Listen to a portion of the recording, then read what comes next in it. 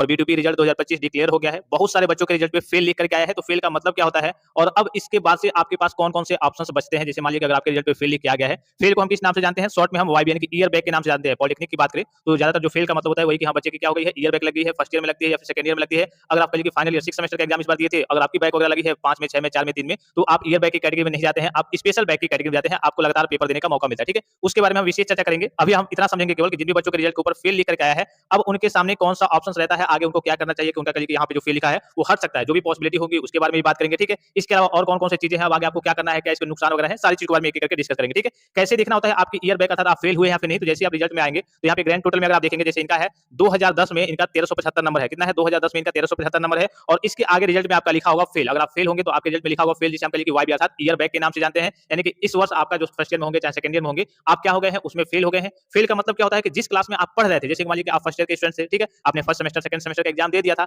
अब फिर से आपको फर्स्ट ईयर में नए सिरे से पढ़ना होगा। इसी प्रकार से अगर आप सेकंड ईयर के स्टूडेंट थे और आपकी मार्कशीट पे आपके रिजल्ट पे फेल लिख करके आ रहा है, तो फिर से आपको सेकंड ईयर में 1 साल और पढ़ना पड़ेगा। कहने का सीधा मतलब है कि आपका पॉलिटेक्निक 3 साल की जगह पे आपका 4 साल हो गया है। जिस ईयर में आप फेल होते हैं 1 साल और फिर से आपको उसको रिपीट करना होता है। ये चीज़ आप समझ गए फेल का मतलब, ठीक है? इनका देखिए किस-किस सब्जेक्ट में लगा है, तो अगर यहाँ पे अगर आप फर्स्ट सेमेस्टर में देखेंगे तो यहाँ देखिए अच्छे खासे मार्क्स हैं। 41 है, 22 है, 37 है, 34 है, बस एक यहाँ पे 10 नंबर दिख रहा होगा। ये कौन-सा सब्जेक्ट है भाई 10 नंबर वाला? तो ये सब्जेक्ट है इंजीनियरिंग ग्राफिक्स, ठीक है? और सब सब्जेक्ट में अच्छे खासे मार्क्स हैं। तो यहाँ पे कहिए कि एक सब्जेक्ट इनका है। फिर इधर अगर आप सेकंड सेमेस्टर में आएँगे तो यहाँ पे अगर इनका देखेंगे तो यहाँ देखिए एक ये हो गया, फिर एक ये हो गया और एक ये हो गया और एक ये हो गया, ठीक है? 4 इधर है और एक उधर आपने देखा फर्स्ट सेमेस्टर में। टोटल मिलाकर के कितने सब्जेक्ट हो गए? 5 सब्जेक्ट हो गए। ईयर बैक का रूल क्या कहता है? अगर आपकी 4 प्लस सब्जेक्ट में बैक आती है, अगर आप 4 प्लस सब्जेक्ट में फेल होते हैं, जैसे कि मान लीजिए कि अगर ये केवल 1 में फेल होते तब कोई समस्या नहीं थी, 2 में फेल होते तब भी कोई समस्या नहीं थी, सॉरी ये वाला है 2 में फेल होते तब भी कोई समस्या नहीं थी, तीसरे में फेल होते 3 सब्जेक्ट में तब भी कोई समस्या नहीं थी, 4 सब्जेक्ट में भी फेल होते तब भी कोई समस्या नहीं थी। अगर आपकी 4 प्लस सब्जेक्ट में बैक आती है, 4 प्लस सब्जेक्ट में अगर आप फेल होते हैं अर्थात 5 सब्जेक्ट आपके हो जाते हैं, तो इस केस में आपकी ईयर बैक हो जाती है। तो 4 तो इनका यहाँ पे है और एक इनका फर्स्ट सेमेस्टर का इंजीनियरिंग ग्राफिक्स का सब्जेक्ट है, तो टोटल इनके कितने सब्जेक्ट हो गए? 5 सब्जेक्ट हो गए। 5 सब्जेक्ट के में फेल होने का मतलब क्या है? 5 सब्जेक्ट में बैक होने का मतलब क्या है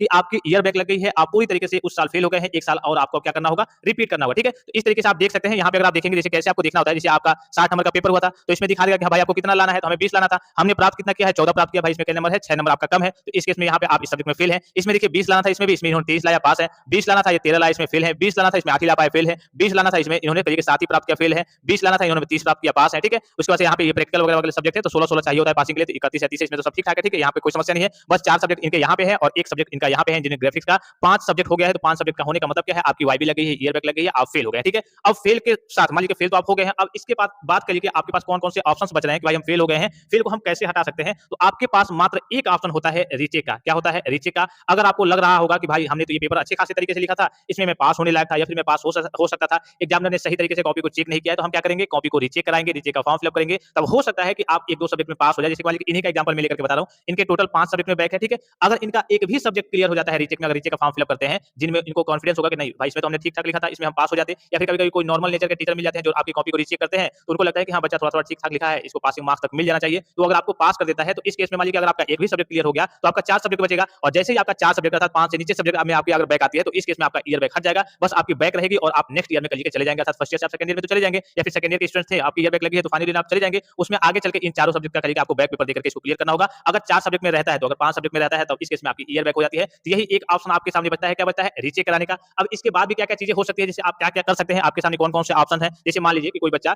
फेल तो हो गया, जिसकी मान लीजिए उसकी 8 सब्जेक्ट में बैक है, 7 में है, 9 में है, अगर कॉन्फिडेंस है तो वो रीचेक कराएगा। मान लीजिए कि अगर कॉन्फिडेंस है या फिर उसको लग रहा है थोड़ा बहुत रीचेक कराना है, कराने से मेरा निकल सकता है तो करा सकता है, कोई समस्या नहीं है। अगर रीचेक में भी उसको लगता है कि नहीं मैंने तो पेपर ही खराब दिया था, मैंने लिखा ही नहीं था, मेरा तो फिर से अगर रीचेक भी कराऊंगा तो कोई फायदा नहीं होगा, तो इस केस में वो क्या कर सकता है? तो एक ऑप्शन तो यही है कि भाई चलिए हम फर्स्ट ईयर में फेल हो गए हैं, फिर से हम कहिए कि पॉलिटेक्निक हमें करना ही करना है, तो हम क्या करेंगे? फिर से फर्स्ट ईयर में क्या करेंगे? री एडमिशन लेंगे, फिर से फर्स्ट ईयर में पढ़ेंगे। भले पॉलिटेक्निक 3 साल की जगह पे 4 साल हो जाएगा, कोई समस्या नहीं, हम फेल हो गए हैं लेकिन घर जाएंगे तो बेइज्जती होगी, ये वो होगा, तो हम फिर से कहिए कि एडमिशन करा लेंगे फर्स्ट ईयर में। एक तो आपके पास ये ऑप्शन है। एक और आप काम चाहे तो कर सकते हैं कि मान लीजिए कि आप फर्स्ट ईयर में ही फेल हो गए हैं, तो इस केस में आप पॉलिटेक्निक छोड़ सकते हैं। फिर से अगली बार की बात करें, अगली बार क्या करेंगे? आप डायरेक्ट लेटरल एंट्री से फॉर्म फिल अप करके डायरेक्ट सेकंड ईयर में एडमिशन ले सकते हैं। ये मैं अपनी ओर से एक सुझाव बता रहा हूं कि हाँ ये काम आप कर सकते हैं। हालांकि वो भी उतना, जैसे मान लीजिए अगर आप फर्स्ट ईयर में फेल हो जाते हैं, मतलब कि आप पढ़ने में कहीं वीक है, तो हो सकता है कि आप लेटरल एंट्री के थ्रू डायरेक्ट सेकंड ईयर में एडमिशन ले भी लेते हैं, आपको कॉलेज मिल भी जाता है, तो इस केस में हो सकता है कि उधर भी पढ़ने में समस्या हो, आपकी बैक वगैरह लगती रहे, तो ये चीज आप कर सकते हैं। मैं सुझाव दे रहा हूं कि हाँ डायरेक्ट अगली बार के लिए अगर आप छोड़ना चाहते हैं तो इस बार छोड़ करके, या फिर लेना चाहते हैं चलिए फर्स्ट ईयर में री एडमिशन करा लीजिए, या फिर सेकंड ईयर में अगर आपकी ईयर बैक लगी है सेकंड ईयर में री एडमिशन करा लीजिए, या फिर ये भी आपके पास एक ऑप्शन रहता है जो कि थोड़ा सा सूटेबल लगता है कि चलिए आप क्या करिए अगली बार जीका का एंट्रेंस एग्जाम दीजिए और डायरेक्ट लेटरल एंट्री के थ्रू दीजिए, डायरेक्ट आपका सेकंड ईयर में एडमिशन हो जाएगा।